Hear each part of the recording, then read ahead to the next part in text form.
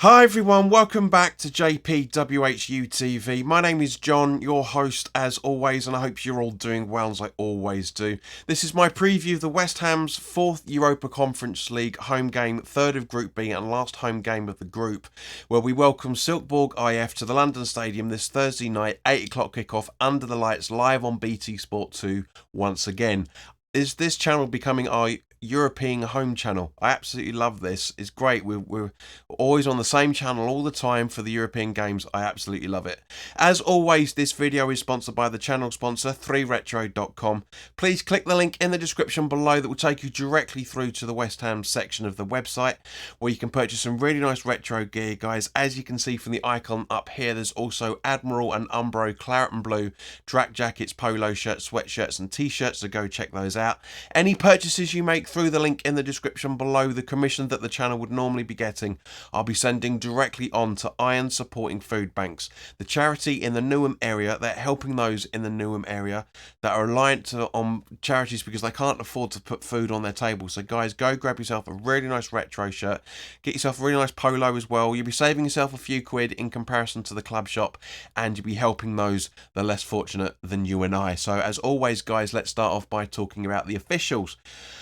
Now, the officials are Finnish, so I do apologise if I can't pronounce these names. If there's any Silkeborg fans watching, apologies for the mispronunciation of it. And there's any Finnish fans as well, again, apologies.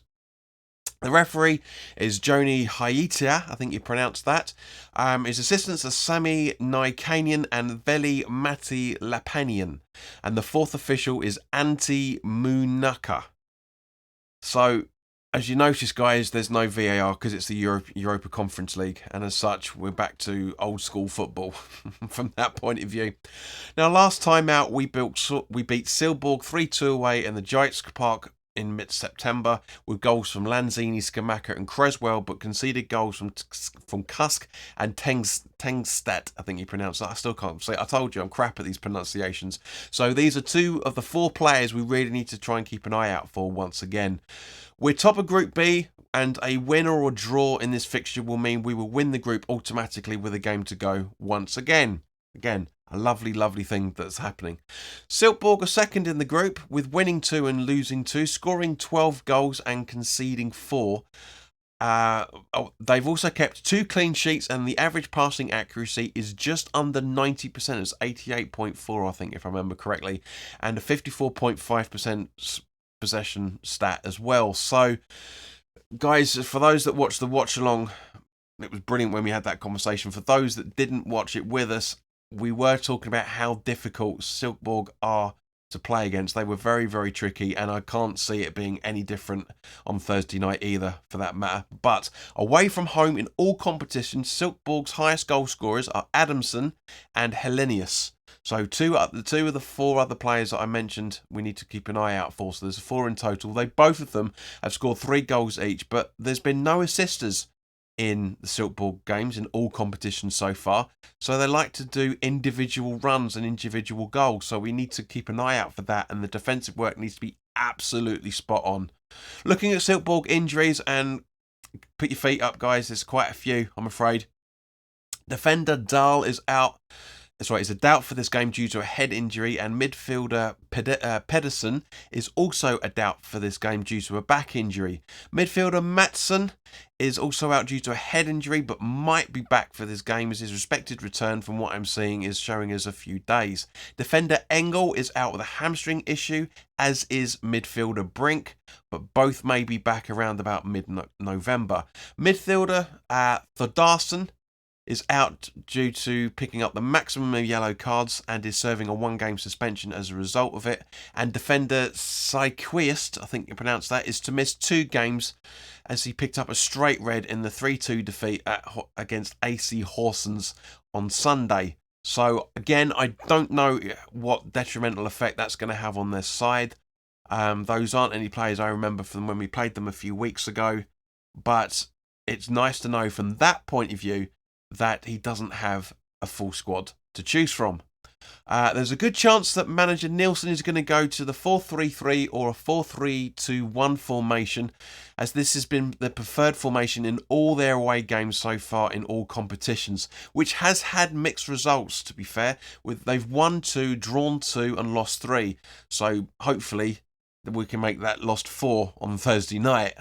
And as a result of it, I really do think an attacking-minded 3-5-2 or 5-3-2 is the best way to exploit the gaps that are going to be in those formations. It's more than likely going to be setting up in a 4-3-2-1 from what I'm reading, but it does seem that Silkeborg do have a bit, very similar to us, how they have a squad that can rotate into 4 or 5 different positions and formations, I should say, during one game. And that's one of the reasons why I love the squad that we've got, because again, I've mentioned this for the Patreon previews for the Liverpool game and for the Bournemouth game, but obviously you haven't done that for the Europa League. But so I'll mention it now. So if you want to become a Patreon, links in the description. Very, very cheap. Less than half a pint a month, guys. It really is, from a London pint perspective, of course.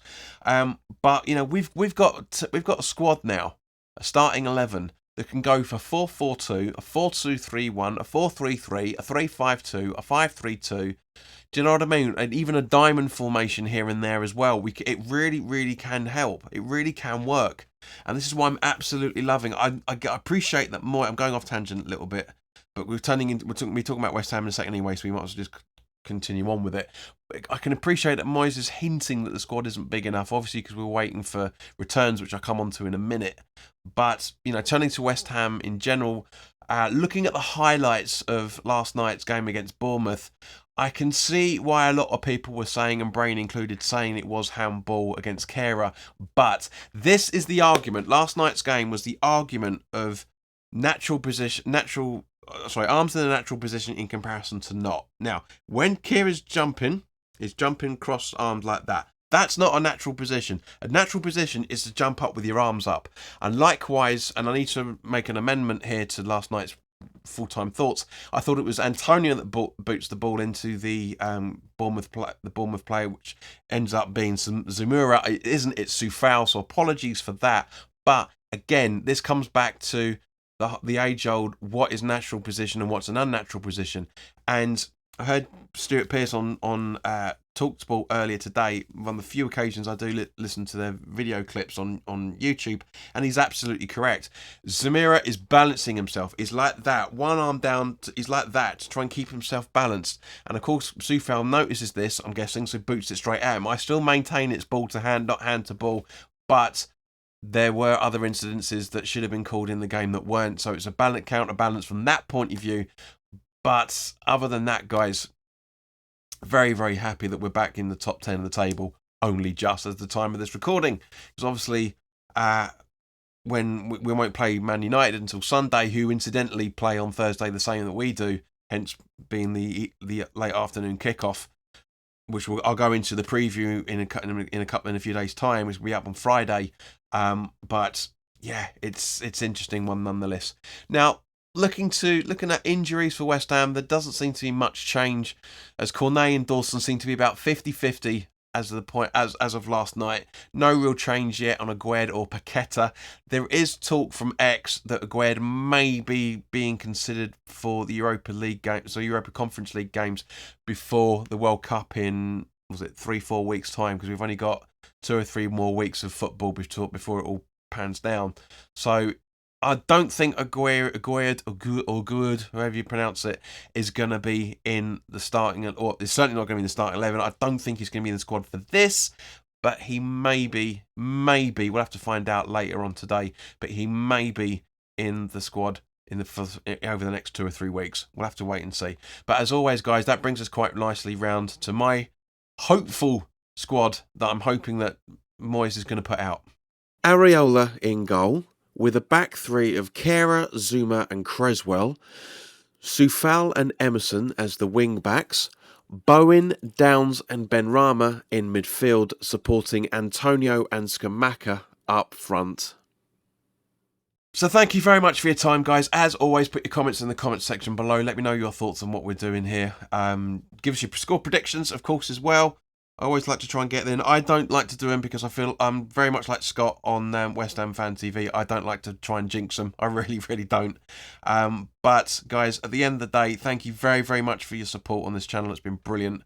If you're enjoying the channel, by all means, please do hit the subscribe button if you haven't already done so, and hit the notification to all. Of course, on Thursday night there will be the full-time thoughts video as well. But in the meantime, guys, like, share, and subscribe, and I hope to hear from you very, very soon. All the best now. Take care.